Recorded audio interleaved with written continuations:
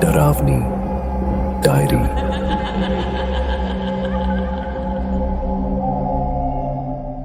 इस वीडियो में प्रस्तुत कहानी पूरी तरह से काल्पनिक है और इसका किसी भी व्यक्ति, स्थान या घटना से कोई संबंध नहीं है। यह केवल मनोरंजन के उद्देश्य से बनाई गई है। मेरी आपसे बस एक विनती है कि वीडियो को अंत तक पूरा देखें। धन्यवाद। कहानी का शीर्षक, काले जंगल का रहस्य। गर्मियों की छुट्टियां थीं और सूरज की तपिश हर जगह महसूस हो रही थी। लेकिन जब धुंधली शाम हुई और हवा में ठंडक आई तो एक अजीब सा खौफ गांव में फैल गया था। गांव के बाहर एक घना जंगल था जिसे काला जंगल कहा जाता था। यह जंगल हमेशा से ही अजीब घटनाओं के लिए कुख्यात था और लोग उस तरफ जाने से डरते थे। क्या तुमने सुनी है वह कहानी? दीपक ने धीरे से पूछा, जैसे किसी खौफनाक चीज के बारे में बात कर रहा हो। किसकी? अमिता ने उलझन में पूछा। उसकी आंखों में चिह्नित जिज्ञासा थी। वह जंगल, काले जंगल के बारे में, दीपक ने बताया। किसी ने कभी पूरी तरह से जंगल में प्रवेश नहीं किया। कहते हैं कि जो भी जंगल में जाता है वह वापस नहीं आता। तुम भी, अमिता ने हंसते हुए कहा। कहां से लाते हो ये सारी कहानियां? नहीं, यह सच है, दीपक ने गंभीरता से कहा। यह सिर्फ एक अफवाह नहीं है, बल्कि एक डर है। एक ऐसा डर जो वहां से लौटने वाले लोगों के चेहरे पर साफ दिखता है। अच्छा? अमिता ने चिढ़ते हुए कहा। तो बताओ, ऐसा क्या है वहां? दीपक ने धीरे से उसकी तरफ देखा और फिर उसका हाथ पकड़ते हुए कहा, यह वह कहानी है जो मेरे दिमाग से कभी नहीं जाती। बताओ, क्या हुआ था? अमिता ने पूछा। अब उसकी आवाज में भी हल्का सा डर था। दीपक ने गहरी सांस ली और कहानी शुरू की। यह कुछ साल पहले की बात है। मेरी दादी, जो उस वक्त हमारे साथ ही रहती थी, उन्होंने बताया था कि एक बार उनका परिवार जंगल के किनारे के पास एक छोटे से घर में रहा करता था। उस घर से जंगल बहुत पास था। एक दिन दादी की बहन यानी मेरी बुआ जंगल के किनारे की ओर गई थी। वह गुम हो गई। अमिता ने चौंकते हुए कहा, क्या गुम हो गई? कहीं कोई सुराग नहीं मिला? दीपक ने सिर झुकाया। नहीं, कोई सुराग नहीं मिला। बस अगले दिन बुआ की चप्पलें जंगल के किनारे पड़ी हुई थीं और उनके ऊपर कोई अजीब सा निशान था। एक अजीब सा पैटर्न, जैसे किसी ने उन्हें घसीटते हुए खींच लिया हो। यह तो डरावना है, अमिता ने कहा। उसकी आवाज में अब सच्चा डर था। लेकिन कहानी यहीं खत्म नहीं होती, दीपक ने धीरे से कहा। एक हफ्ते बाद मेरी दादी की बुआ का शरीर जंगल में मिला। वह मरी हुई थी और उनके चेहरे पर ऐसी परेशानी की झलक थी जैसे वह कुछ भयानक देख चुकी हो। उनके शरीर पर कुछ अजीब निशान थे और उनकी आंखें बाहर की तरफ निकली हुई थीं। अमिता के हाथों में हल्की सी कांप महसूस होने लगी। यह तो बहुत भयानक है। फिर क्या हुआ? उसके बाद मेरे दादी के परिवार ने उस घर को छोड़ दिया और कभी उस जंगल के पास नहीं गए। लेकिन दादी ने हमें यह चेतावनी दी थी कि उस जंगल में कभी भी न जाना। वह कहते थे कि वहां कुछ है जो हमें समझ नहीं आता।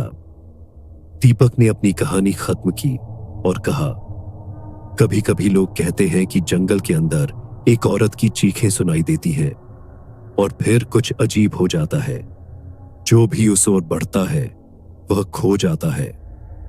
अमिता अब कुछ सोच रही थी। क्या यह सच हो सकता है? मैं नहीं जानता, दीपक ने सिर झुका लिया। लेकिन उस जंगल के बारे में सुनकर मैं भी अब उस तरफ कभी नहीं जाता। अब वे दोनों चुप हो गए थे और धीरे धीरे रात की सर्दी बढ़ने लगी थी। उसी रात अमिता ने एक अजीब सपना देखा। वह जंगल के बीच में थी जहां एक बुढ़िया की खौफनाक हंसी गूंज रही थी। उसकी आंखें भयानक रूप से निकली हुई थीं और वह अमिता को घसीटने की कोशिश कर रही थी। जब वह जागी तो पसीने से तर थी। वह डर के मारे कांप रही थी और उसकी धड़कन बढ़ गई थी। अगले दिन अमिता और दीपक ने तय किया कि वे उस जंगल की सच्चाई जानने के लिए उस ओर जाएंगे। लेकिन जंगल के किनारे पहुंचते ही उन्हें महसूस हुआ कि वातावरण कुछ अजीब सा है। एक घना अंधेरा छाया हुआ था और हवा में एक ठंडक थी। जैसे जैसे वे आगे बढ़े, वे महसूस करने लगे कि उनके कदमों के साथ कोई और भी चलता है। लेकिन पीछे मुड़कर देखने पर वहां कुछ नहीं था। क्या तुमने सुनी? दीपक ने फुसफुसाया। यह क्या था? अमिता का चेहरा सफेद पड़ गया था। ये तो वही आवाज है, वही चीखे। वह डर के मारे पीछे मुड़े, लेकिन तभी उनके सामने एक धुंधली आकृति आ गई। यह कोई साधारण इंसान नहीं था। उसकी आंखें बिल्कुल काली थीं और वह धीरे धीरे उनकी ओर बढ़ने लगी। यह कौन है? अमिता ने कांपते हुए पूछा, लेकिन दीपक की आवाज गुम हो चुकी थी। फिर वह आकृति बोली, तुम लोग अब क्या चाहते हो? दीपक और अमिता दोनों कांपते हुए एक दूसरे को देखकर डर से बोल नहीं पा रहे थे। अचानक आकृति ने एक कदम और बढ़ाया और हवा में एक ठंडी सी गंध फैलने लगी। अमिता ने एक झटके से दीपक का हाथ पकड़ा और पीछे हटने की कोशिश की, लेकिन फिर उन्होंने देखा कि उनके चारों ओर जंगल की घनी शाखाएं फैलने लगी, जैसे वे उन्हें जकड़ने की कोशिश कर रही हो। तुमने जो किया था वह गलत था। आकृति की आवाज गहरी गूंजती हुई आई। अब तुम दोनों को यहां से कभी नहीं जाने दिया जाएगा।